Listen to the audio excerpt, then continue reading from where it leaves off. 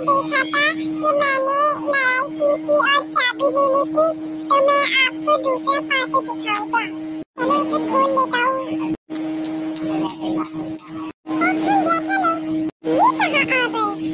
अरे हाँ, ये जगह थी। लेकिन इस जगह का नाम क्या है? हाँ, ये तो मेरा पार्क है, पर्सनल पार्क। मैं भी ना भूल जाता हूँ। अरे ये क्या, एक और ताला? अरे हाँ, मेरे पास तो चाबी होगी। चाबी नहीं मिल रही। ऐसा कैसे हो सकता है, चाबी नहीं मिल रही? अरे नहीं, वहीं पर रखी रह गई। चलो यहीं कहीं मिल जाएगी। नहीं, यहाँ नहीं मिल सकती, चलो वहीं चलते हैं। हाँ, मिल गई, बच गए।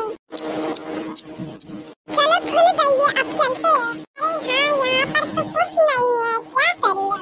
अरे ये क्या है, तीसरे के डोर? चलो देखते हैं खोल के। हाँ, ये तो खुल ही नहीं रहा। इसकी चाबी कहाँ मिलेगी? अरे नहीं, इसकी चाबी नहीं है।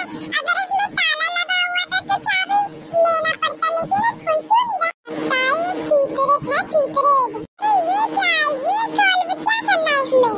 इसमें है funny plus angry equal to, इसका मुझे नहीं आता है, चलो सॉल्व करके देखता हूँ। क्वेश्चन थोड़ा गलत था। अच्छा ये है हड्डी